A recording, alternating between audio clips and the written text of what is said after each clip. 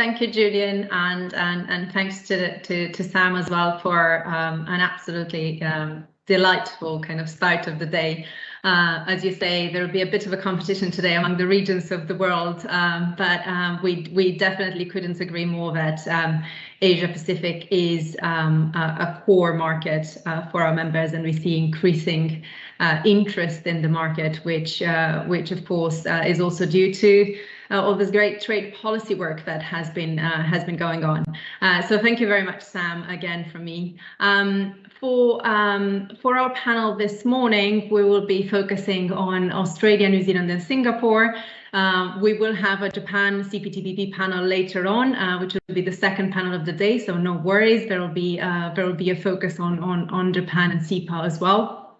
I would like to thank the Australian government for partnering up with us for this first panel and introduce our panelists who are all here this morning. Debbie Elms, who's founder and executive director of the Asian Trade Centre over in Singapore. Stephen Dietz, who's first Secretary of Trade for the Australian High Commission. Matt Cartwright, who's head of digital trade for Asia Pacific at the Department of International Trade here in the UK. And Elizabeth Viga, OBE Group Chief Executive Officer at Informed Solutions.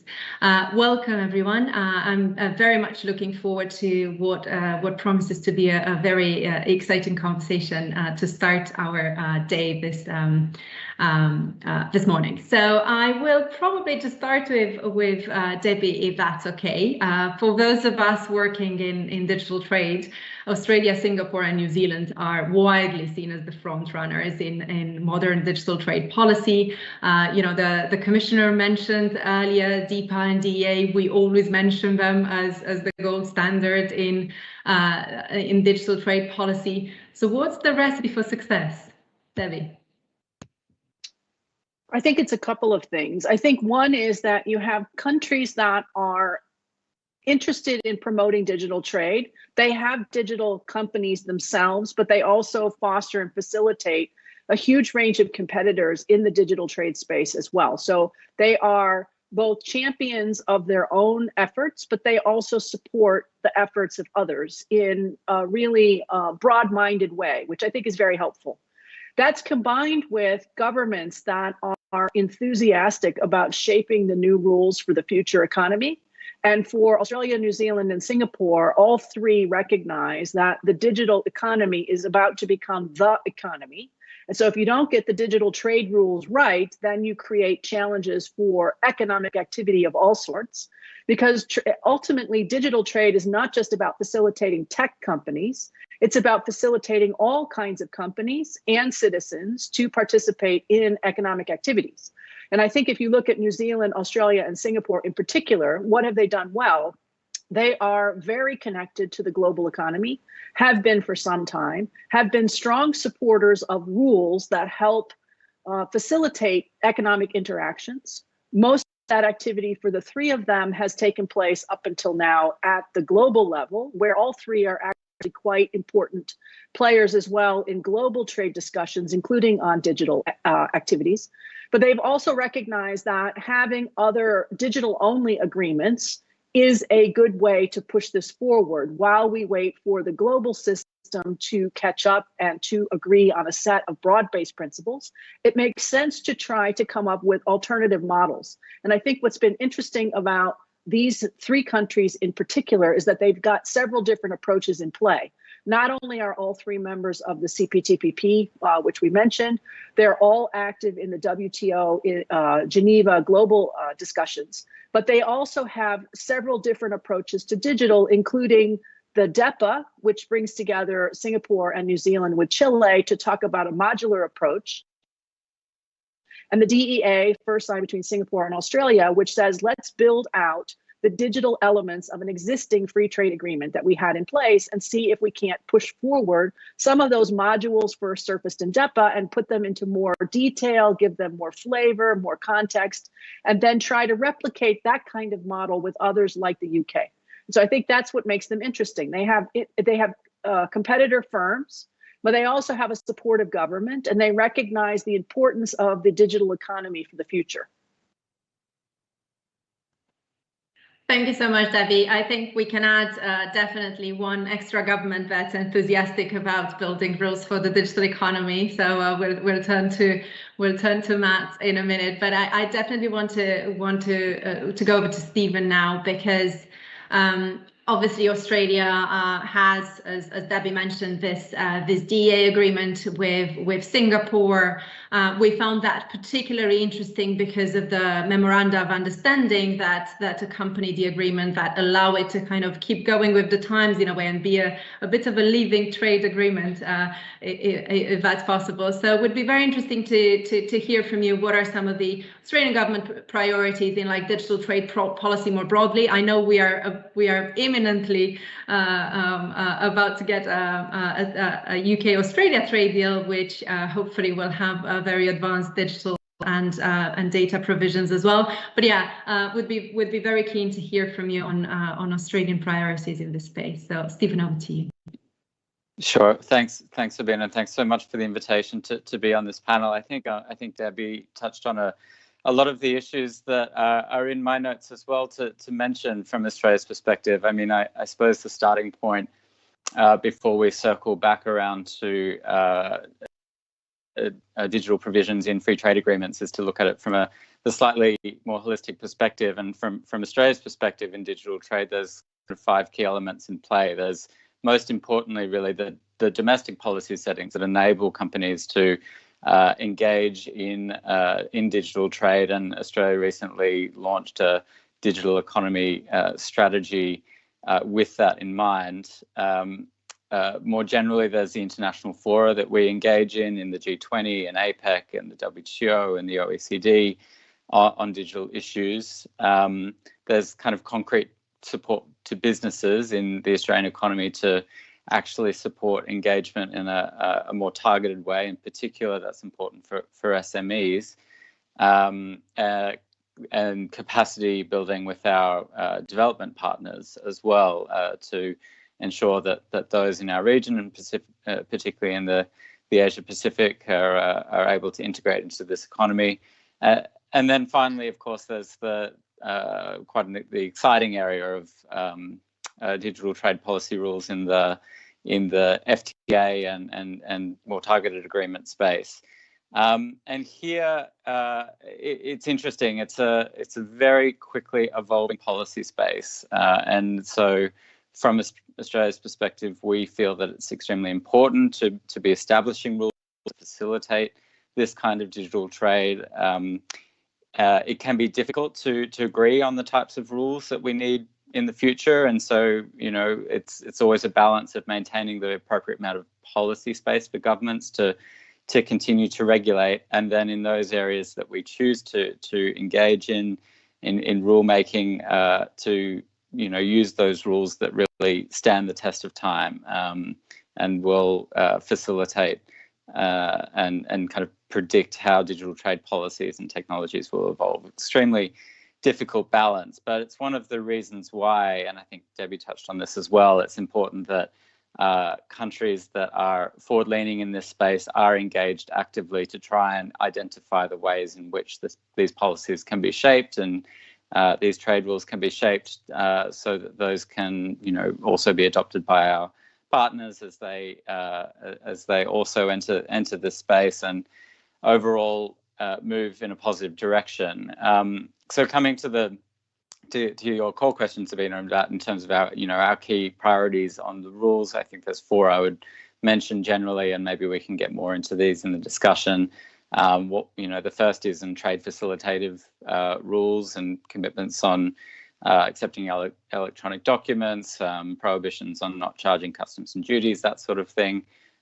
Trust-based rules on the online environment, cooperation, and that's where the MOUs you mentioned in the DEA are so important, and data is the last one, certainly not the least, in terms of localization and flows and how we manage that kind of balance. So in all of our agreements that we engage in, those are the kind of 4 areas that we look to create or look to touch on it and move the ball forward.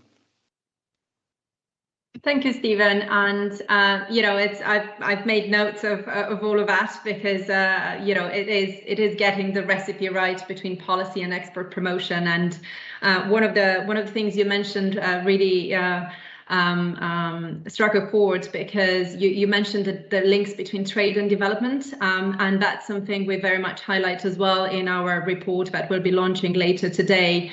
That it's kind of important to get trade policy linked up with what you're doing domestically, but also what you're doing in other areas of foreign policy and development policy. So very, very interesting to see that combination of factors that has made digital trade policy and facilitation a success in Australia. And it's probably a good time to turn to Matt now. We know that the UK government, and we've heard this morning from Sam as well, that has placed a big focus on the Indo-Pacific region in its post-Brexit foreign policy strategy, and that includes, of course, trade.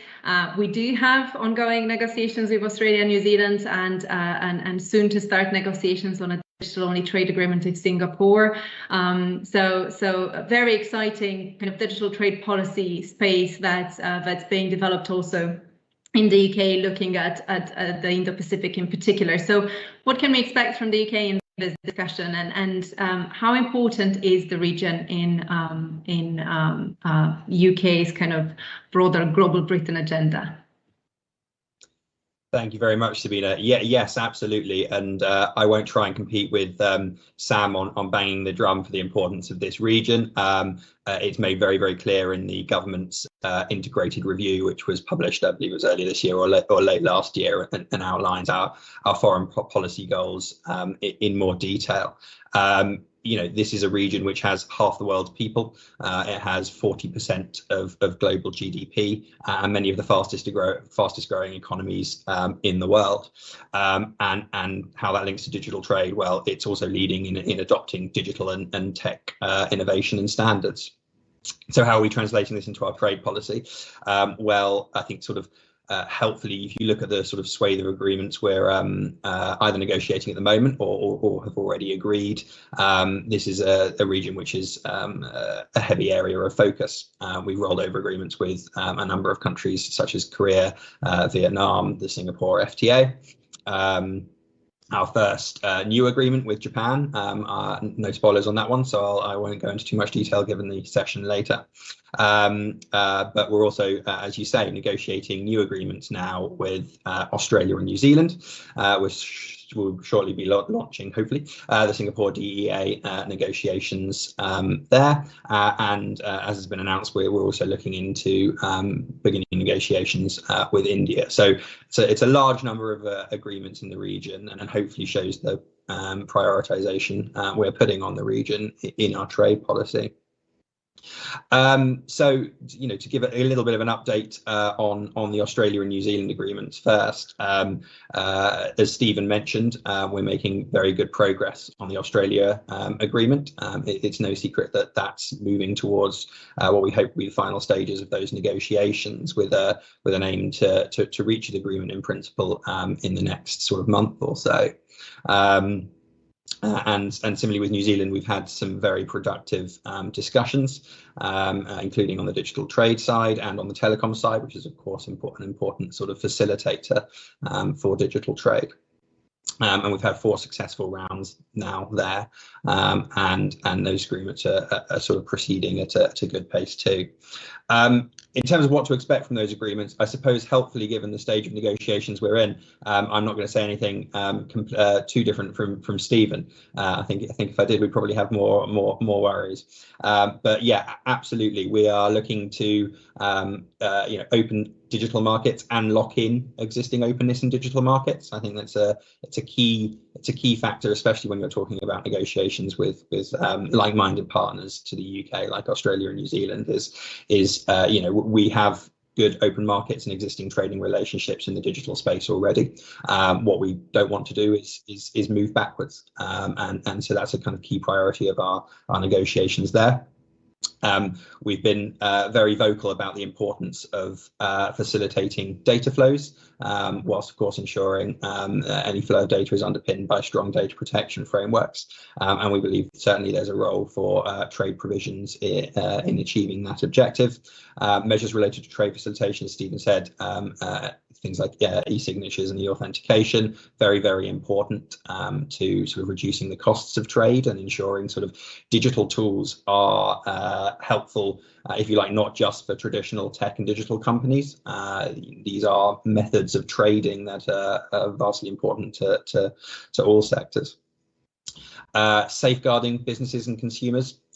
So certainly on the consumer side, there's a huge importance on supporting the principle of tech neutrality, of net neutrality, of ensuring consumers are safe and protected online, and on the business side, protecting digital intellectual property, source code, proprietary information related to cryptography. All of these are sort of very, very important to making sure businesses can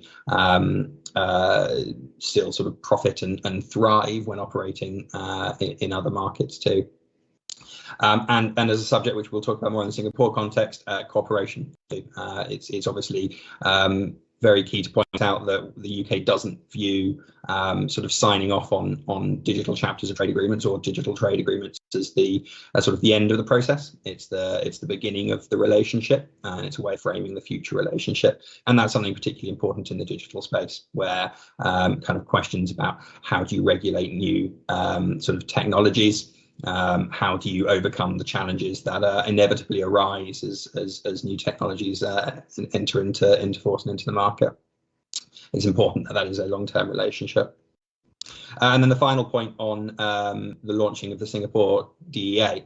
We've heard a lot about DEPA, which sort of, if you like, created the idea of these digital trade agreements, which is something the UK is very, very interested in, understandably, given how high a priority you place on the digital elements of trade agreements. And I think it's really important to emphasise what these agreements can do, and that is, yes, binding rules are important and will be a part of digital trade agreements negotiated by the UK, but it's also important that we kind of put a little bit of flesh on the bones about how we work together going forward. You know, what are the key principles we want to sort of entrench, both bilaterally or and between sort of all countries engaging in digital trade. And you know, what are the key areas where we need to sort of promote that relationship. So the agreement with Singapore, as we say, will hopefully be launching in the next couple of months in terms of the negotiations. So watch this space on that front. In terms of the model we're looking to adopt, so the UK and Singapore do have a trade agreement in place, sort of the continuity agreement rolled over with the EU. So in terms of the model we'll seek to adopt, is much more of the Australia-Singapore DEA model. The logic being the e-commerce provisions in that agreement could do with updating, and doing it that way ensures that you know, we are covered by the compliance with the WTO framework, you know, making sure that we are able to negotiate ambitious and binding provisions essentially. And you know, we very much plan for this to be supported by a series of cooperation agreements. We are in discussions with Singapore as to exactly what that will look like, but you know, we already have very good cooperation between sort of particular regulators relevant to the sector. So the question we're asking is, what can we do to improve that in a number of areas? How can we bring in businesses? How can we promote pilot projects that sort of recognise, you know, it's not governments that are engaging in the digital trade, it's companies. And then how can we build on areas of UK leadership? So be that emerging technologies, data innovation, a thriving financial services sector, and with a growing fintech sector, how can we sort of take advantage of the shared areas of interest such as these with Singapore? So you know, we're very excited to be engaging in this sort of new form of agreement alongside our FTA work, and sort of, yeah, keen to hear views and as we sort of press forward with this agenda. Thank you so much, Matt. I'm definitely picking up on your regulatory cooperation point later on, as I'm sure that will be a theme throughout the day. So important for the tech sector, and I think kind of throughout the world, really, that regulators and policymakers work together as this new rules for the digital economy are set up. So thanks a lot, Matt. And as you say, it's not governments but companies engaging in digital trade. So delighted to bring in Elizabeth now. Obviously, your company provides digital transformation services across the UK and Australia. So how excited are you about this imminent trade deal, and what are the kind of provisions that would make the most difference to your operations across both markets? So Elizabeth, welcome, and over to you. Thank you very much, Sabina, and thank you everyone. Yes, we are part of the £4.2 billion national digital trade with Australia, between Australia and the UK, and it has been exciting up to now, but there are even more exciting prospects in the next chapter, really, of the relationship. I am an Aussie. You've probably gathered that from my accent. So Australia as a market is not just a good business; it also has ties to my heart. There are 4 points I think I would like to cover today. In the first instance, as an entrepreneur, we are obviously looking for opportunities, but also market synergies, market readiness for what we are offering. The second point is really the level of ease or friction before the border. So some of the things that we've discussed about, the appetite, whether the market has got, an export strategy and a digital market strategy, which are, make it more low friction for us. And then the third consideration is behind the border. So, we've been enticed to sort of look at investment and trade in that marketplace, but then the day-to-day on-the-ground operations, how are we going to basically manage those? And of course, the fourth one is a gateway to the next chapter of our own growth and our own international trade ambitions.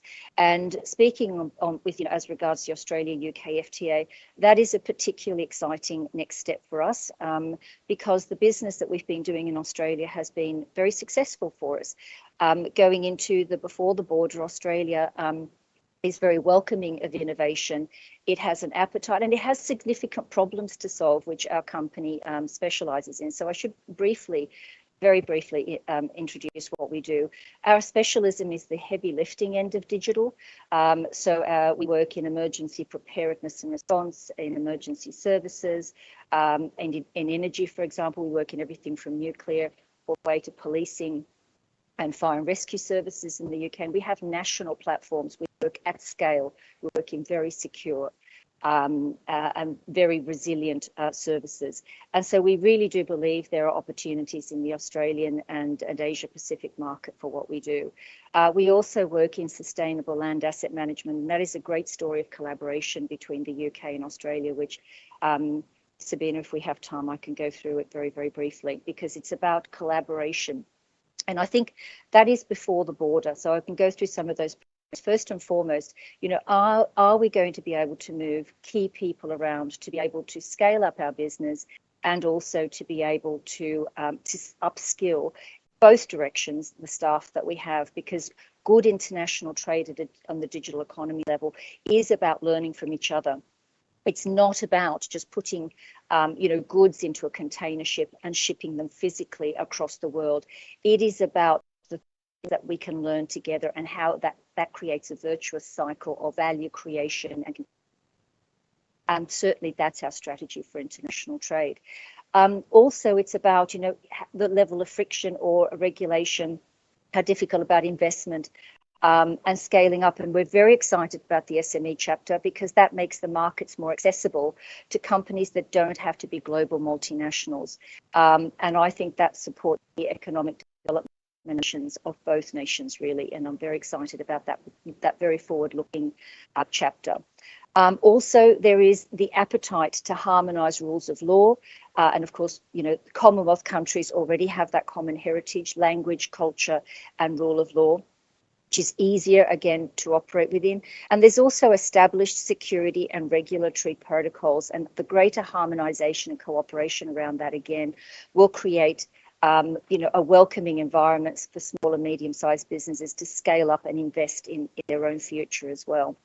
And of course, we have, very, very strategic alliances through things like the Five Eye, and for companies such as my own, where we work, just below that defence sector, those sorts of things are very helpful as well, rather than you have the high friction sort of overheads of having to painstakingly go through some of the getting your people security cleared. As regards behind the border, I think I've already indicated some of those. There is a procurement reforms. Australia is also, like the UK, looking at procurement reforms to enable companies to work with government on government contracts as much as on private sector. And we work across both, particularly in the sustainable land asset management, smart operations space. We work private sector as well as public sector, but it's great to be able to have free access to both markets, private and public sector, in both jurisdictions. And that is also very exciting to us. The FTAs, why are they really good for business, and particularly small and medium-sized businesses that are scaling up? They give you defined terms of business, and that provides you more confidence to both invest and grow into the future. It also provides resilience for a business, because resilience in innovation and supply chains isn't just true for nations, particularly given the geopolitical challenges that we're all facing. It's also true for individual companies. When you have that stability and that desire and a shared ambition, I think that is truly great for businesses. Final thing, of course, is about a gateway to the future. I mean, the Australia-UK FTA, hopefully we will get that over the line imminently, but by being part of that, we will also have a privileged position to be part of the CPTPP, which is a gateway to the whole of the Pacific Rim, and that will again just create a segue for our own next chapter of growth. Thank you so much, Elizabeth. I think we need to bring Sam back and show there is plenty of excitement for the Asia-Pacific region, and very interesting to hear from you. And I really like that trade is about learning and creating value together. I thought that is a really good motto for trade. What I also noted is your points about mobility. Definitely will come back to those.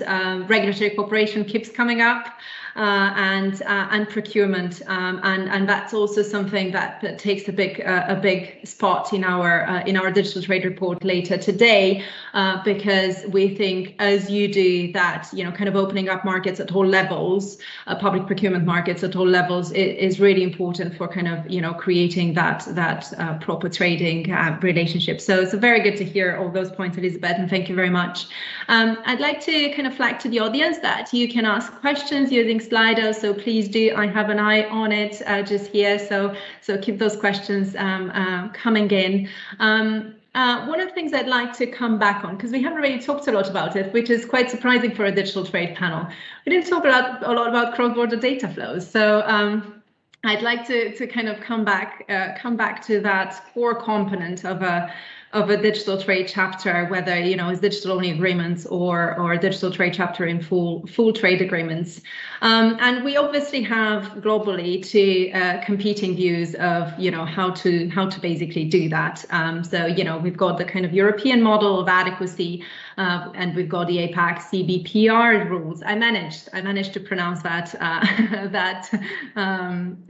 acronym, which for the cross-border privacy rules in APAC. So I would like to kind of, us to think about a bit, how do we bridge those? Because obviously, there is increasing trade in between the Indo-Pacific region and the rest of the world. We have the WTO negotiations. We have a whole conversation about how to kind of get together, the USA, the Indo-Pacific, Europe, and try to find some common ground on data rules. So would be really interesting to hear your thoughts on how to bridge this competing view. So maybe I turn to Debbie for that one, if she has any thoughts. Sure. That's the holy grail, really, is to make sure that we have consistent rules globally, because particularly on behalf of smaller firms, what you don't want is regulatory inconsistency. You want regulations that are the same in all of your markets. And that applies to lots of things, including privacy regimes, data flow rules, data hosting rules, issues about transfer of information. Ideally, it would be lovely to have at least similar rules about how we go about taxing digital services, et cetera, because otherwise small firms will find themselves really stuck. The compliance costs for trying to engage in cross-border services delivery and cross-border delivery of e-commerce goods is going to get too high for small companies to be able to compete. So then you will cede more and more ground over to large players, which I think is also problematic because small players are the bulk of every economy and more jobs. So we need to make sure that we foster smaller companies. And one way that we do that, and that you mentioned that this is a core issue of, obviously the digital economy matters a lot. The digital economy is built on the movement of information. And I think one of the challenges that we've had is in describing this as cross-border data flows, that sounds too complicated, I think. I think we should just talk about the need for information. If you don't have information, and if you have restrictions on what kind of information can flow, what you can do with that information, then that's problematic. Now, that's not to say, let me just be clear, that all information should flow freely, because I think we would all agree that, you know, we don't want nuclear launch code information, as an example, to be flowing freely, but there is a real balance to be struck here. And particularly, again, for me, for smaller firms, the more restrictions you put on the kinds of information that can flow, the ways in which they flow, the rules that govern that flow, the kind of consent that is required from various parties, whether it's citizens or firms or others, to grant that information the opportunity to move across borders, the harder it is for businesses to compete in the global economy moving forward. And the big promise to me of the digital economy has been the ability of small firms to become micro multinationals. You can sit in your dining room and become a globally competitive company delivering either goods or services without restrictions, and be able really to grow your business from one person operation into potentially a unicorn.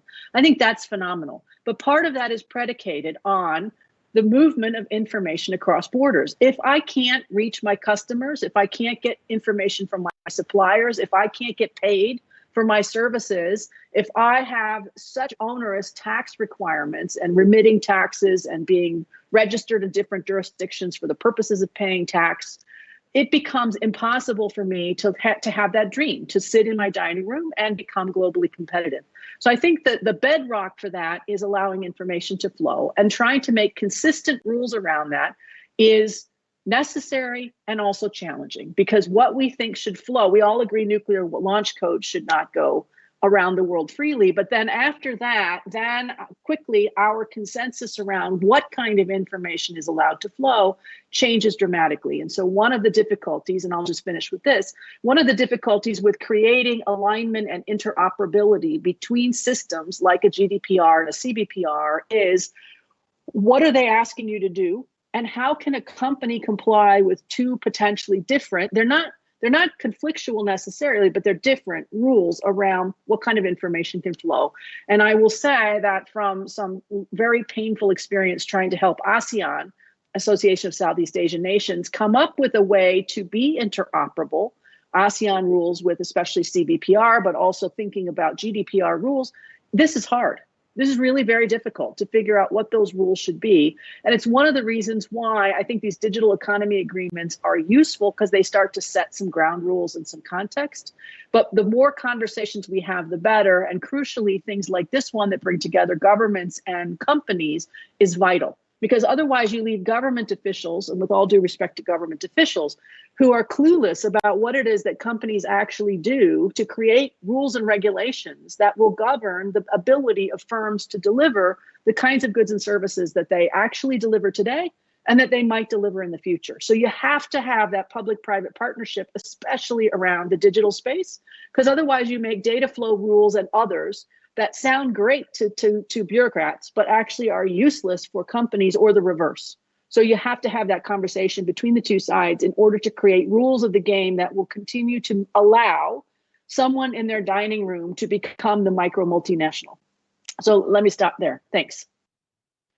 Thank you so much, Debbie. So many good ideas to take out of there. Obviously, we should stop talking about cross-border data flows. I've taken that, the need for information, but also this idea of exactly that. In the end, every government wants that, right? Every government wants its own kind of small companies to be able to succeed, grow, scale up, and kind of succeed internationally. And I think that the link in between wanting that success and figuring out how to do cross-border data flows is one that's absolutely crucial for especially, as you say, for SMEs to be able to kind of expand and grow internationally. So I think still a lot of work, as you say, right? If you say you haven't managed to figure out how to do that, then I think we're all stuck a bit in the interoperability in between systems. But hopefully WTO may actually offer that little breakthrough on this issue, because as you say, then we can kind of build on a global baseline deal that we don't currently have. So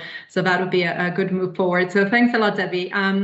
And kind of staying in this regulatory cooperation space, because it seems to be part of every modern digital trade agreement.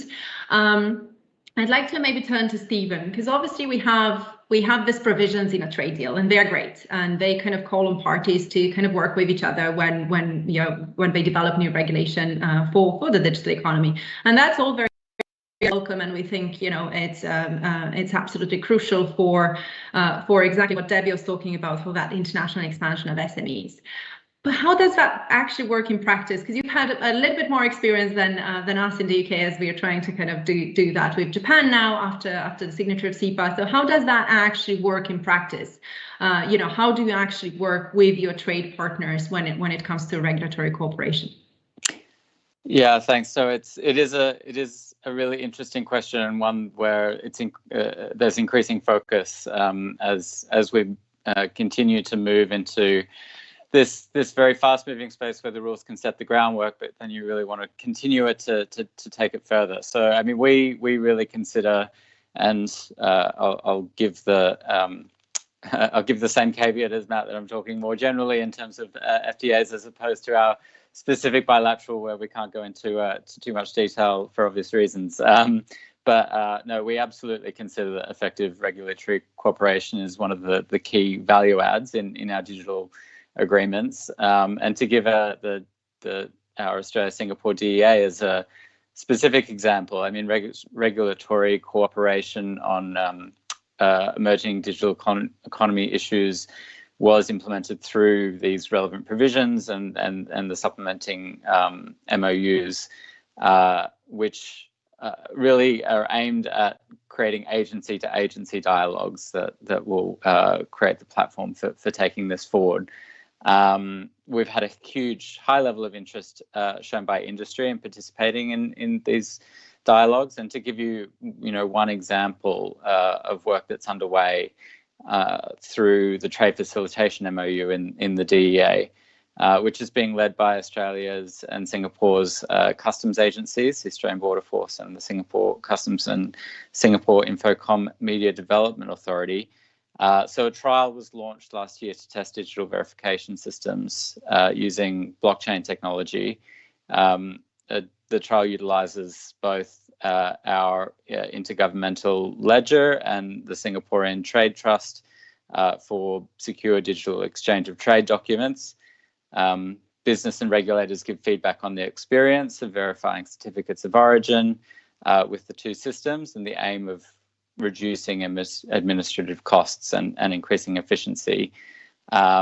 And key industry bodies like the Australian Chamber of Commerce and Industry and the Australian Industry Group on the Australian side, financial institutions as well. So ANZ, one of our major banks, takes part in the trial, and it's aimed at supporting our simplified trade agenda on the Australian government side to reform and digitise trade compliance processes.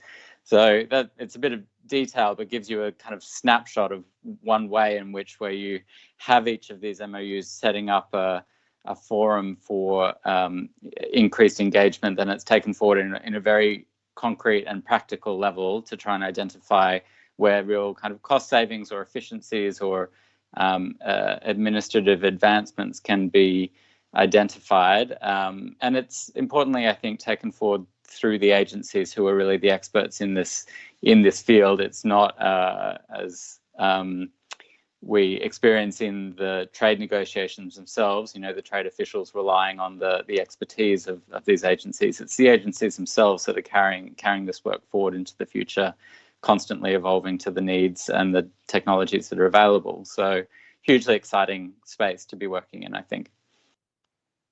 That does sound very exciting, Stephen, and definitely let us know how that trial goes. It's also very interesting to see that you've kind of got across society almost build of stakeholders that are taking part in this trial. So, from the industry to the governments to the customs authorities, and the use of blockchain technology for digital verification keeps coming up in conversations around customs. So definitely an interesting point on how we kind of sort out those border procedures and use technology to make those more fluid and easier, and very, very interesting to see about the trial. So definitely keep us posted on how that goes. Elizabeth, there is a question in the chat because you mentioned that FTAs are well equipped to enable defined terms for business for SMEs, and someone is asking in which ways does this relate in particular to digital trade? So if you have any thoughts on that. Well, it gives you, particularly if as part of an FTA, you have a fast track for moving key personnel around. Once you've won a contract, the client is not going to wait until the fullness of time until, key individuals are able to kick it off. Also, for example, the terms of investment, movement of investments and controls around that. You've got again, perhaps the ability to look at, I've got a mental block at the moment, where you've got between the Inland Revenue and the Australian Tax Office, transfer pricing agreements, for example. Again, if those things can be low friction, they can be streamlined. It reduces the administrative burden and the compliance for scale up businesses, really. What was I going to say to you? Those are the key ones for us. Of course, everyone has the same issues around the regulations and the data, and permitted use of technology is another one, which is really interesting because we work at the pointy end of innovation. Each country is making its own, it's finding its feet as regards what is permitted use of certain technologies and data. And digital identity as well. Different jurisdictions will look at the individual's rights to protect their online identity. So these are all considerations which I think Stephen, and Deborah have referred to, which can either be barriers or enablers to serious, the serious end of innovation. Thanks a lot, Elizabeth. Matt, I'm going to turn to you because obviously we touched upon DEPA in the beginning, and we know it's this kind of modular agreement. You can kind of pick up your own modules and use them in your trade agreements. You can join DEPA as well, should you wish to. I'm wondering if, do we as a country consider, joining DEPA, or is it more a matter of kind of doing our own bilateral trade deals with the members, considering we are about to do one with Singapore? What is the kind of thinking around DEPA? Thanks very much. Yes, at the risk of giving a fairly non-committal answer, it's not sort of in our immediate sort of short-term plans to sort of sign up to DEPA wholesale. I think I bored everyone at the beginning by talking about the number of agreements in the region that we're sort of pushing forward. One or two I forgot to mention was, of course, CPTPP, and also the work going on in the WTO, which is obviously vitally important to create that sort of global baseline of rules. It's an interesting question, certainly, about sort of the sort of positives and negatives, if you like, of signing up to existing deals. I think we've talked and touched on a lot about the challenges of regulatory divergence. Companies are perfectly willing to meet high standards. The challenge really is about transparency of those standards and sort of competing high standards. So rules that achieve the same objective in very different ways. And certainly with sort of, if you like, increasing the number of countries that are signed up to the same commitment, to the same principles, there's certainly a value in helping sort of counter that sort of proliferation of rules. If you've got similar principles, similar standards that are being sold through trade policy practices, then that's obviously going to be very helpful. And this is particularly relevant as well for the digital space as opposed to other areas. It's not. There are plenty of areas of trade where the challenges are and the regulations are very, very well established, and this isn't one of them. Frankly, digital trade chapters themselves are fairly new in trade agreements, and every time new agreements are negotiated, there are new issues which they sort of seek to deal with. And so it's particularly important that we take a as sort of plurilateral or as global approach to these questions as possible. And then of course there's the economies of scale point. If you're cooperating with a number of countries to sort of overcome these challenges, there are certainly benefits there. And that's why the UK has it takes a very positive approach to sort of plurilateralism and the rules of the WTO as well. Sort of on the other side, the UK is not yet in CPTPP. Something we touched on at the beginning was the deeper is between 3 CPTPP countries. There are limitations on what you can sign up to in trade agreements, which are sort of brought about by the underpinning WTO agreements, which say trade agreements must cover substantially all trade. CPTPP obviously does this, and the rules in deeper sort of sit on top of that, and a lot of them reaffirm the important rules which are negotiated in CPTPP.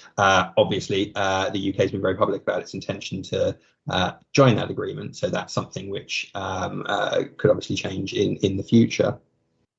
And then the sort of second point I would make is that bilateral agreements allow you to tailor the cooperation to the specific interests of the partner countries. And certainly the modular nature of DEPA also helps you do this. But I think something we believe is important is that there are potential issues that we might want to go into in more detail with particular partners. So in the case of Singapore, we both have very strong financial services sectors. Questions like fintech are inevitably going to be an important part of those agreements. That's apologies, this is a bit of a non-answer, but I thought it might be helpful just to talk a little bit about the sort of considerations that we go through as we sort of look at what our future partners will be in the space of digital trade agreements. But certainly one thing I would say is, I think this is a very good model. And we think digital trade agreements are something that's sort of likely here to stay, and we're looking forward to the Singapore agreement as a way of sort of putting our footprint on what these could be, and we certainly would envisage after that agreement this being a model we continue to use. Thanks, Matt. That is a good overview, and of course, you can achieve a lot more bilaterally than you can, with multiple partners trade agreements. So, absolutely agree that that is the case. It's just a matter of how do we kind of navigate all these other regional agreements as well. And obviously, we'll have panel focused on CPTPP coming up in 20 minutes. So that's a perfect introduction. I just have probably one last question going back to Debbie on the role of international standards. It's come through the chat, and whether the kind of international standards framework can increase trust in the digital economy, and obviously it's a big enabler of digital trade. But how do we kind of use that framework to build trust in the digital economy? So Debbie, I don't know if you have any thoughts on that. Sure. That's a great question. So I would say lots of people say to me, well, what do we need trade rules for digital? It's grown just fine. It hasn't had any rules. It's been awesome. And I would say, yes, we've had a lot of growth in digital trade. Yes, we've had limited regulations and rules in place. And we may still decide that at the end of the day, limited or narrowly defined rules are important.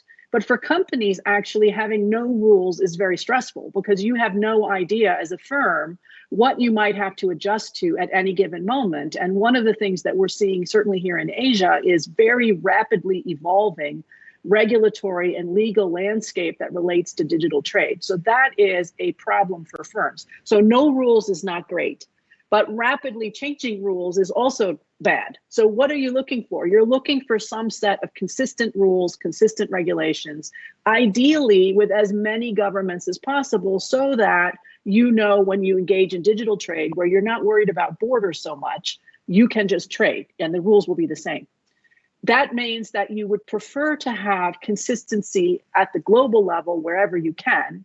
The reality is that's hard to get. So we have 164 members of the WTO. Not all of them have joined the current global effort to create digital rules. Only some of them have. And even among that subset of sort of volunteers, it is still hard to get an agreement among those members around what is it that they want to do. And at the end of lots of discussions, endless really discussions, the areas where they can agree is small. It's on things like spam, unsolicited commercial messages. It's on the importance of electronic signatures, which again, very important, firms really need this, but that strikes me as sort of the beginning of the problem and not the end of the problem. And so this shows you how hard it is to get a global agreement in the digital space. The default seems to be to allow ambitious, like-minded countries to find different kinds of approaches in whatever approach, whatever system, whatever module, whatever agreement, arrangement works for them, which is what we've been seeing. That's DEPA, that's DEAs, that's CPTPP rules, that's lots of different areas that are doing this. And that's fantastic, but it also creates, again, more challenges, which is we may have incompatible regulations coming. And so it's a tension because you want to have global rules. It is hard to get global rules. The default seems to be let 1,000 flowers bloom for the moment, and then eventually you're going to create a set of rules and regulations that work and those that clearly don't, and then you sort of throw away the ones that don't and focus on the ones that work. But this is very challenging. It really is very challenging, which is why I would say you must have an engagement between companies and governments on what the appropriate policies ought to be and what are particularly problematic policies and why. Because otherwise we're creating lots of different landscapes that may or may not be compatible, that may or may not deliver for firms. So that kind of continuing engagement is necessary in a very challenging space. Thank you so much, Debbie. That is a very important point to end on. We will have a kind of throughout the day conversations on how we do that, how we work closer together with governments and industry and various other stakeholders in society to kind of get those rules right, but also in between countries. And I think this is kind of the main point of today's conference in having those conversations of moving that international agenda cooperation forward. So thank you so much to all of you. It's been an absolutely fantastic first discussion of the day. You've kind of set the bar high for our other panelists throughout today. Thank you very much. We will now take a very short break and we'll come back at past:30 with the Japan CPTPP panel that will be opened by Yoshifumi Fukunaga, who's the director at the Ministry of Economy in Japan. Thank you and see you back in 14 minutes.